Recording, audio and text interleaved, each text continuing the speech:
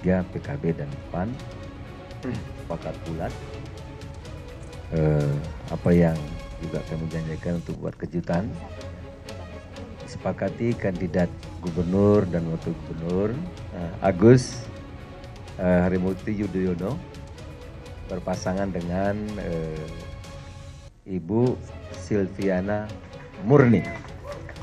Keyakinan harus ada, tapi kan memang bagaimanapun pertandingan itu bisa saja ya menghasilkan baik itu kemenangan maupun juga kekalahan ya.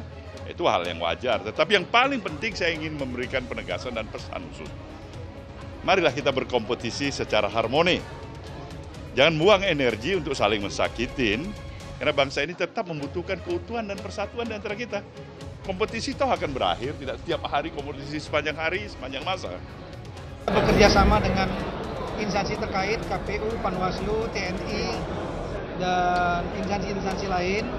Di sana cukup banyak pasangan calon, ya. Dan daerah itulah daerah yang pernah ada potensi konflik, ya. Ada konflik, potensi konflik, otomatis kita akan berikan pengamanan ekstra di sana nanti. Di samping itu ya Jakarta ya, Jakarta juga. Nah, saya. Selamat sore pemirsa, Koalisi Kekeluargaan gagal bersatu untuk menantang petahana Ahok Jarot dan Pilkada DKI pun akan menampilkan kontestasi 3 pasangan calon. Benarkah Ahok lebih berpeluang dengan tampilnya 3 kontestan ini? Prime News akan membahasnya bersama saya, Afiani Malik.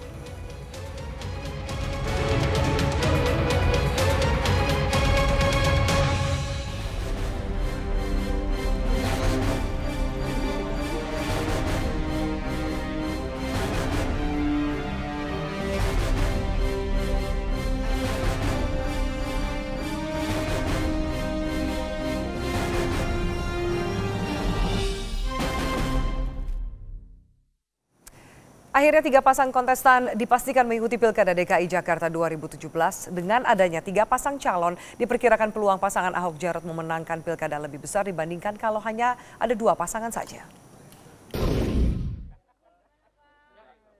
Sempat menyebut-nyebut akan mengusung nama kejutan, akhirnya Koalisi Cikeas benar-benar memunculkan nama baru. Koalisi Partai Demokrat, PAN, P3, dan PKB itu mengusung Mayor Agus Harimurti Yudhoyono sebagai calon gubernur. Putra mantan Presiden Susilo Bambang Yudhoyono tersebut dipasangkan dengan Silvia Murni sebagai calon wakil gubernur. Sepakat berempat, Partai Demokrat, P3, PKB, dan PAN sepakat bulat. Apa yang juga kami janjikan untuk buat kejutan, disepakati kandidat gubernur dan wakil gubernur Agus Harimurti Yudhoyono berpasangan dengan Ibu Silviana Murni. Di pihak lain, Koalisi Hambalang yang terdiri dari Partai Gerindra dan PKS mengusung mantan Menteri Pendidikan dan Kebudayaan Anies Baswedan sebagai calon gubernur, didampingi pengusaha Sandiaga Uno sebagai calon wakil gubernur. 6 parpol tersebut sebenarnya diharapkan bersatu melawan pasangan petahana Basuki Cahayapurnama dan Jarod Saiful Hidayat. Namun kubu Cikeas dan kubu Hambalang tidak menemukan titik temu hingga batas waktu yang disepakati. Ya, nah ada pandangan supaya apa yang kita jaring itu bisa dipersatukan dengan Mas Sandi. Tetapi lagi-lagi pihak Gerindra tidak cocok, merasa tidak cocok. Sehingga pembahasannya tidak ada keputusan di dalam hal ini. Jadi semua calon-calon yang kita bahas itu tidak mendapatkan respon di antara koalisi dan juga dari poros yang lain.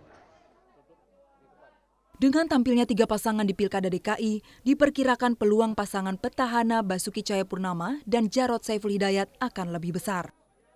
Bisa kedua-duanya, cuma peluang bagi penantang menurut saya itu lebih besar peluangnya ketika dua calon saja, tapi yang kuat dan kuat kombinasikan. Kalau dari sisi Pak Ahok menurut saya lebih mudah memenangkan pertarungan dengan 3 pasangan. Karena di putaran kedua bisa konsolidasi lagi, apalagi kinerjanya baik, itu memungkinkan bagi Pak Ahok sebagai petahana untuk.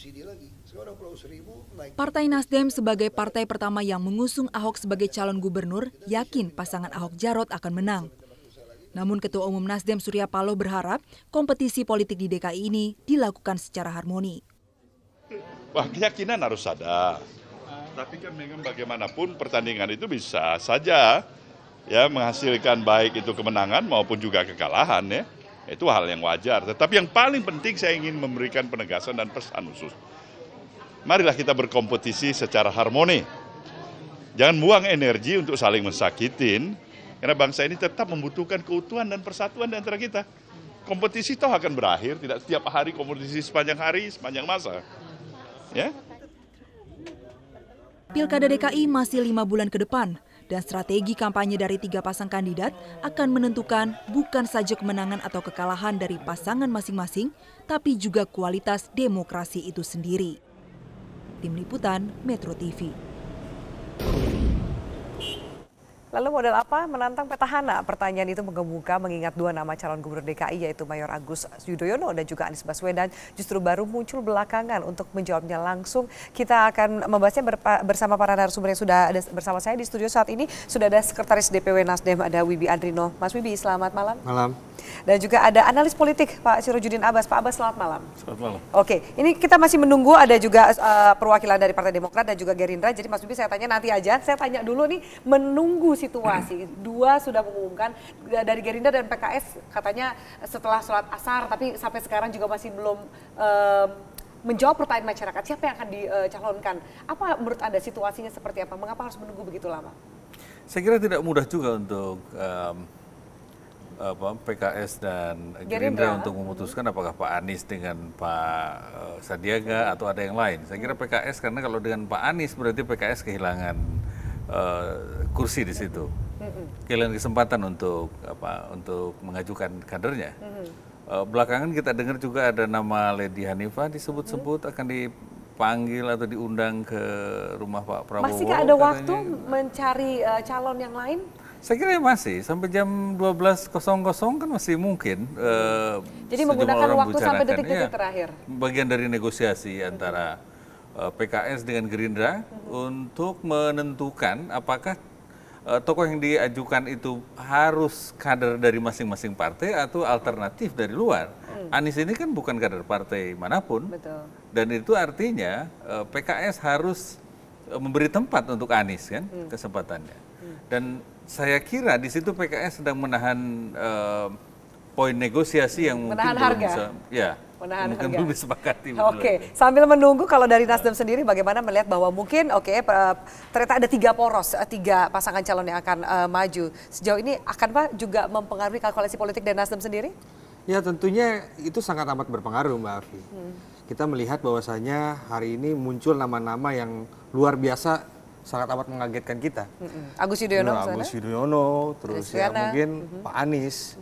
2 orang ini kan adalah bukan orang yang asing bagi Nasdem, karena Mas Agus sendiri sih kan dalam pergaulan adalah seorang mayor, ya kan.